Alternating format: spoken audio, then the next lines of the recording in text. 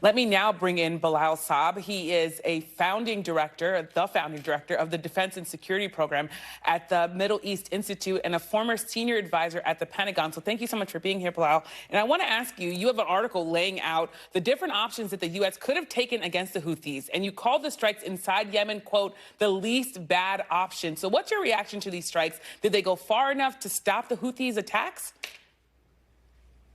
It's good to be with you, and it's good to be on your show again. Believe it or not, I actually wrote that article before the strikes happened, and I thought that was the most likely course of action, and it so happened to be it. Look, the president was presented with a number of options, which I believe, frankly, all of them were bad. Then it became an issue of which one do you choose that is the least bad and potentially most effective. And that is the course of action that the United States and the UK, along with a small number of other allies, have pursued. Look, is it going to work? I mean, obviously, this is the million-dollar question. The Houthis themselves have already said that we're going to retaliate, so it might still lead to escalation. But the bottom line is that our entire position in the Middle East, our core interest in the Middle East, our enduring interest in the Middle East is to protect freedom of commerce and navigation. So the alternative of inaction or adopting a defense-only posture was simply not going to work. Now it's a matter of pairing that military instrument with hopefully some kind of a more invigorated diplomatic effort to try to come to a resolution of the Gaza war, and frankly, call the bluff of the Houthis, because the reason why they seem to be launching these attacks is to support Hamas and to end Israel's war against Gaza. So let's just do a much better job on the Gaza front in hopes that this would sort of change the calculus of the Houthis. I'm not sure it's going to work, but we can test that proposition.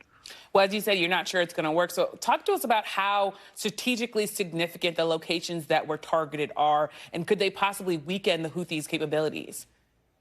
Well, I agree with Courtney. I mean, those were not small strikes. Obviously, the lethality, the precision, the significance of them, they're all certainly noteworthy.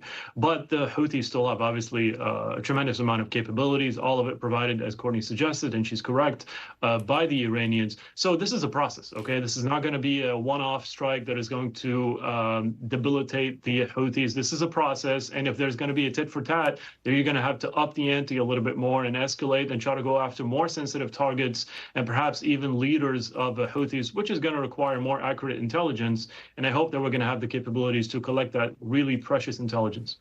I want to ask you, you talk about intelligence. There's also this idea that this ultimately goes back to Iran. Even the British Foreign Secretary David Cameron, he was talking about this being a message not just for the Houthis, but also for Iran. So talk a bit about what impact that might have on Tehran and what could it deter it?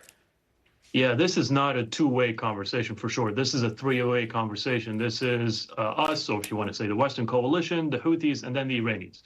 The Iranians are obviously involved. They're invested, given the fact that they, once again, provide material assistance to the Houthis, whether it's the funding, whether it's the weapons, the training, and lately, of course, the intelligence to strike those targets in the Red Sea, without which simply the Houthis are incapable of waging those attacks. So is this going to deter the Iranians? We don't know. The honest answer is we don't know. We also do not know what is the precise nature of the relationship between the Houthis and the Iranians.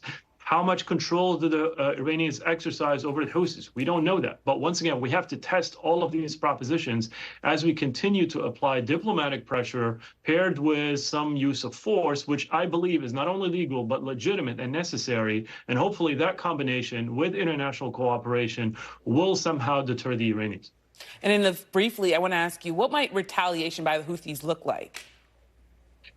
Increased attacks against commercial ships in the Red Sea. They might be using weapons that we did not think of before, a combination of weapons. They can certainly make those attacks more deadly, more intense, more frequent. And then once again, they have the capabilities. This is going to take us quite some time. And I'm not going to put a specific, time frame on this to actually severely degrade the capabilities of the Houthis.